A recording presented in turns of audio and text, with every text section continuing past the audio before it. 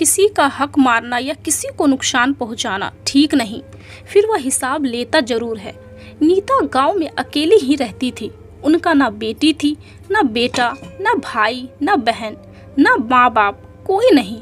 पहले पति का स्वर्गवास हो गया था, अब वह बस भगवान की भक्ति में ही अपने आप को लीन रखती थी। पेट भरने के लिए तो कुछ करना ही था। एक सेठ सेठानी के घर खाना बनाने का काम करने लगी। सेठानी महीने में उसको तनख्वाह दिया करती थी। नीता सोचती थी घर ले जाऊंगी तो चोरी हो जाएगी, और वह अपनी तनख्वाह सेठानी के पास ही जमा करती रही। सेठानी उसको तनख्वाह के साथ साथ 2 वक्त की रोटी भी देती थी और उसके घर के छोटे मोटे काम भी करवा लेती थी। सेठ सेठानी का अच्छा लंबा चौड़ा कारोबार था। किसी भी चीज की कमी नहीं थी उनके पास, लेकिन फिर भी सेठानी बहुत लालची औरत थी।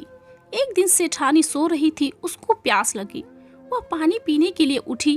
उसने किसी की परछाई देखी और वह परछाई एक चोर की थी। उसने चोर को धोखा देने के लिए एक चाल चली। उसने सेठ जी को उठाया और उनसे बातें करने लगी। फिर उसने बातों ही बातों में उससे झूठ बोला ताकि बात चोर के कानों तक पहुंच जाए। नीता के पास तो बड़ा पैसा है, वह कितने सालों से मुझसे तनख्वाह भी नहीं ली है और 1 रुपए खर्चा करती तक नहीं। अब तो उसके पास बड़ा धन जमा हो गया होगा। आगे पीछे कोई है नहीं। अब चोर ने सोचा कि सेठ जी के घर चोरी करना आसान नहीं है। नीता तो अकेले ही रहती है, तो क्यों ना आज उसके घर जाया जाए। और वह चोर नीता के घर में दाखिल हो गया। उसने पूरा घर छान मारा, उसको कहीं कुछ भी नहीं मिला। तो उसने नीता को उठा दिया और कहा, बताओ जो तुम्हारे पास धन है तुमने कहाँ छुपा के रखा है। नीता ने कहा, मेरे पास कोई धन नहीं है। तो चोर ने कहा, मैंने सेठानी की सारी बातें सुन ली थी और अब तुम मुझे बेवकूफ बना रही है। तुम्हारे पास धन है, कहाँ छुपा कर रखा है, बता दो, नहीं तो तेरी जान ले लूंगा। नीता ने कहा, मेरे पास कोई धन नहीं है, वह तो सेठानी जी के पास है। तुम सुबह तक का इंतजार करो, मैं तुम्हें लाकर दे दूंगी। चोर नहीं मान रहा था। जब नीता ने बहुत हाथ पैर जोड़े तो उसने कहा कि मैं कल आऊंगा, सारे पैसे अपने पास लाकर रख लेना। इस बारे में किसी से बात की तो तेरी खैर नहीं। जाते जाते नीता को उसने जोर से धक्का मारा। हट जाने दे मुझे। और नीता की सिर दीवार से टकरा गया। चोट लगने की वजह से सर से बहुत खून निकल गया था और नीता की वही मौत हो गई। और सुबह यह खबर पूरे गांव में फैल गई। गांव का हर इंसान दुखी था, क्योंकि नीता थी ही इतनी अच्छी, गांव में हर किसी के काम आती थी। अब तो लालची सेठानी और भी ज्यादा खुश हो गई थी। सोच रही थी, अब तो सारा धन मेरा हो गया। इसको तो ना कोई आगे पीछे था और मेरे घर चोरी भी नहीं हुई। वाह, मैंने बहुत अच्छा दिमाग लगाया। उसने सारा धन हड़प लिया।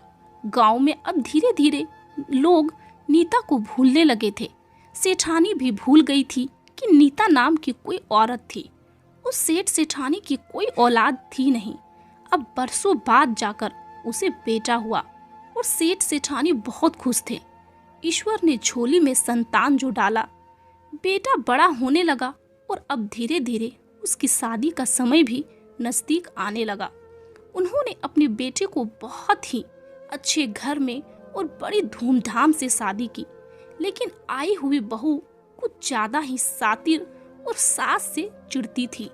हर वक्त यही सोचती और साजिश करती कि कब उसकी सास मरे तो उसका सारा धन दौलत उसका हो जाए। और एक दिन बहू को मौका मिल ही गया। उसने मौका पाकर सेठानी के कमरे में गई और लॉकर से सारी गहने पैसे चुरा लिया। यह करते हुए सासू माँ ने देख लिया। तब बहू ने आओ देखा ना ताओ और डर के मारे सास को धक्का दे दिया। दीवार में लगते ही सेठानी की वहीं मृत्यु हो गई थी, क्योंकि उनके सर से काफी ज्यादा खून बह गया था। सास ने जैसा अपनी नौकरानी के साथ किया वैसा ही बहू ने अपनी सास के साथ किया, क्योंकि यह कर्म है, लौटता जरूर है। और रही बात धन दौलत की, तो आज किसी और के हाथ में है, कल किसी और के हाथ में होगा। दोस्तों, जो हम करते हैं वैसा ही हमारे साथ भी होता है। आप कर्म को कितना मानते हैं कमेंट्स बॉक्स पर जरूर बताइएगा। और वीडियो अच्छी लगी होगी तो इसे लाइक और ज़्यादा से ज़्यादा शेयर करें। और अगर आप चैनल पे नए हैं तो चैनल को सब्सक्राइब जरूर करें। यहाँ तक देखने के लिए आपका बहुत बहुत